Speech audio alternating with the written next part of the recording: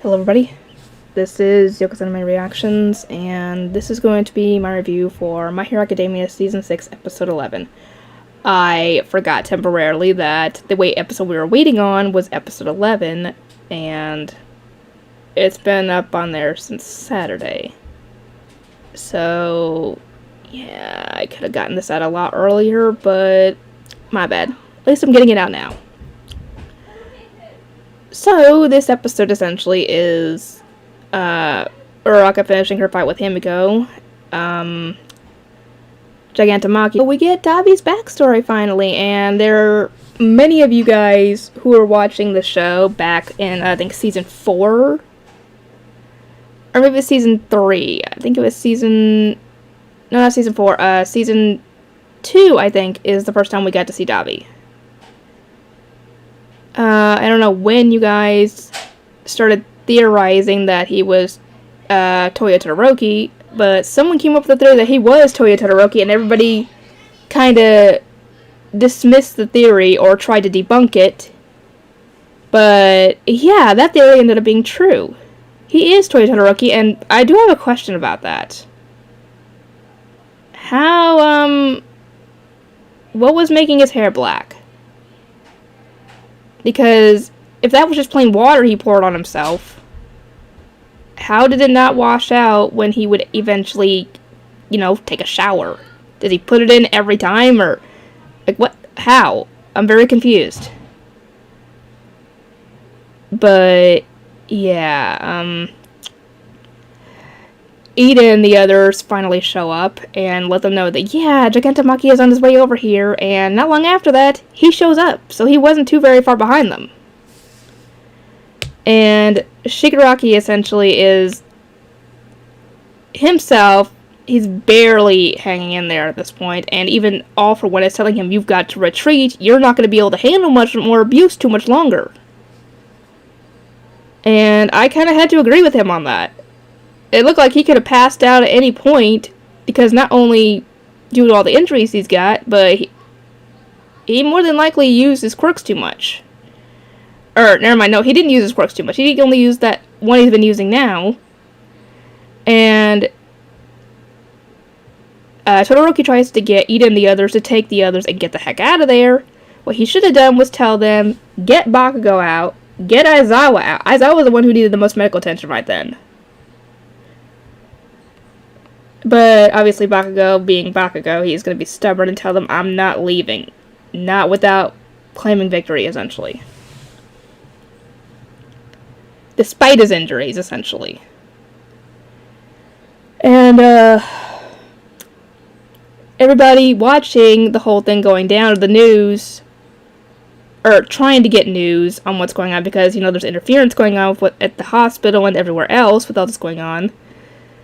And, suddenly they end up getting played. I thought that only Rei was getting it, because it popped up on her TV first. But no, it's all being streamed, at the very least, all over Japan. If not the entire world.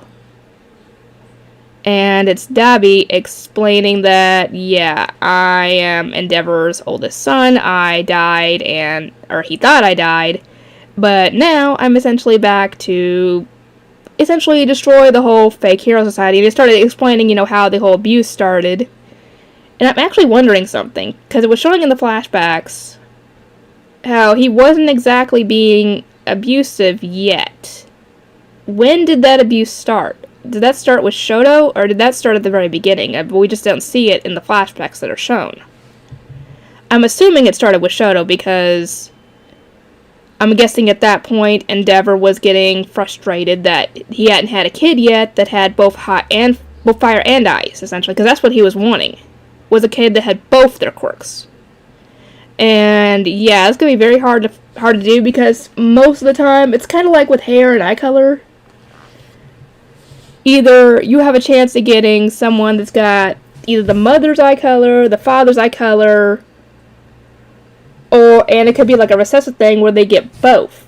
Maybe it's a recessive thing that should have got both of them. I don't know. But, yeah, essentially he wanted to train Toya as the one to surpass him in All Might, because there's no way Endeavor's going to be able to surpass him at this point. At least not without, what happened before to actually happen and make him number one, but still. But the thing is, Toya's body, he couldn't handle. He had his mother's vulnerability to heat. So him having a fire... Actually, I'm wondering something. We see Toya having regular, normal fire. When did it change to blue? Let me know. Maybe that will be explained in a future episode. I don't know. But, yeah, I was actually wondering something. What's the age range for these kids? I'm assuming Toya's probably in his maybe early 20s. Maybe? Let me know what you guys think, because I'm assuming that there's at least maybe a 2-year age gap between Toya and Fuyumi. Not sure about Natsuo. And I think they said Shoto was 5 when Toya died? Right? Let me know. But yeah, I'm assuming that he only hates Endeavor? Or does he hate his own family? Because I don't think he would hate Ray, because, she didn't do anything to him. And then again, if the abuse didn't start until Shoto, then I don't think he would hate her, or his siblings, besides possibly Shoto. Because that's when all the abuse started, but then again... Yeah. I don't really know, guys. But yeah, both Endeavor and Shoto are shocked to hear all this, because as far as they knew, Toya had died. And from what Endeavor was saying in the flashback, apparently how hot it was, it should have turned his bones to ash. So how did he only survive? How did he survive with only burns, where it's all stapled? He stapled his burned skin back together, I'm assuming. And yet he somehow is still alive? How did that happen? Maybe we'll get that in the next episode on what happened with that day, because all we know is what happened when Endeavor got there. We don't know what happened leading up to it. Maybe we'll get some info. I don't know. But, yeah. I assume there's going to be some backlash on this, because everybody is watching this, and as far as we know, nobody knew about the abuse. Nobody knew about what Hawks had done, and yeah, he just ended up revealing that Hawks essentially is a secret agent, or like a double agent, that his info was like scrubbed from the records. How he found out info, I don't know. But yeah, this is definitely going to have some negative backlash in the aftermath of this fight, because there are going to be some people who are more than likely going to believe Dai, because there's no evidence contradicting him, essentially.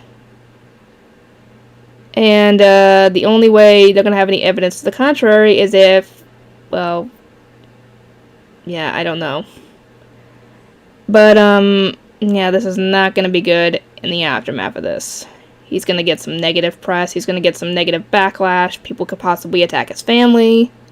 Or him. More than likely him, because he was the one who was doing the abuse.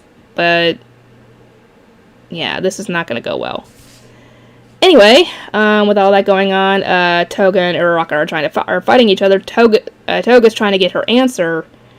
And yes, Toga's cravings and all that she isn't normal.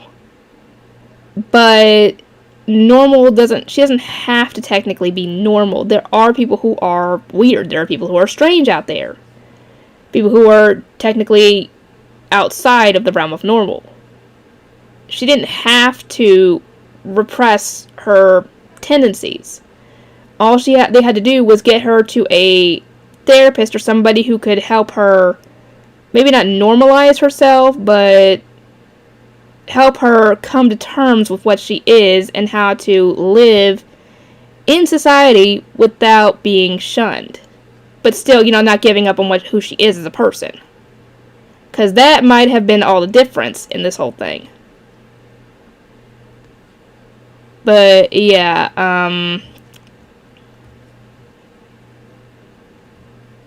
shoot, I'm blanking on what I was going to say.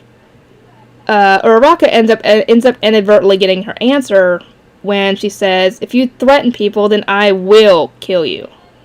Because, yeah, if you're... No, it's, if you threaten people, you get what you deserve. You deserve what's coming to you, essentially. And, yes, people... Essentially, it's karma, essentially. If you hurt people, eventually it's going to come back and bite you in the butt. So, yeah. And I'm not saying that, people like Toga and Twice and others deserve to be treated badly. No, but if they were good people, and if they were not mentally damaged people, and they still did bad things, then they'd still deserve getting punished. You know? Doesn't matter if you're sane or insane or whatever's going on. You do need to, dang it, take responsibility for the consequences of your actions, essentially. So if you do feel like rob a bank, then you're going to get arrested and go to jail for it. Doesn't matter if you are a good person, bad person, if you are mentally healthy, mentally unwell, whatever. Essentially, you need to take responsibility for what you do. And, yeah. Apparently, also, the rest of the League of Villains, at the very least, Spinner and Mr. Compress, had no clue about Dabi's origins. Don't know about Shigaraki. I don't know if he knew. But, yeah, that's not gonna go well. But anyway, Sue shows up, and Himiko ends up leaving when Gigantomachia runs past the area. And, but yeah, she's not, she was talking about how she was hoping they could bond over romantic stuff. I'm like, you're literally trying to attack her and get her blood. Why would she want to bond when you're trying to kill her, essentially? But the whole wanting to be someone so much that they want to wear their skin, that made me think of, dang it. What's the term? There is a type of yandere that's kind of like that. Let me know what that was, because I remember seeing it yesterday. Not yesterday, maybe the day before, but I was looking at different types of yandere, and there is one that kind of fit that. Maybe she's a yandere. I don't know. Or, partially, anyway. But, yeah, Dabi goes in to attack them, and Endeavor's kind of having a panic attack at this point, because his son, that he thought has been dead for years, is now alive and on the side of villains, and is trying to essentially kill him and his son. He's trying to essentially process this, and Shoto's trying to get him to snap out of it. But obviously he can't right then in the moment. But thankfully, before Dabi can hurt them, Best Jeanist shows up. So yeah, his claim that Hawks had killed Best Jeanist is now debunked.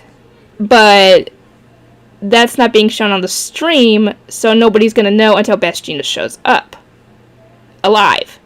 Which means he needs to survive this battle. So, yeah, that's next episode. But yeah, if you guys can give me some more insight on what you think on the whole issues with Dabi and his father and all that stuff, I'd love to hear what you guys have to say. Because, I mean, you guys might come up with something that I don't. Or something that I forgot or whatever. But, yeah. Anyway, I'll see you guys next time.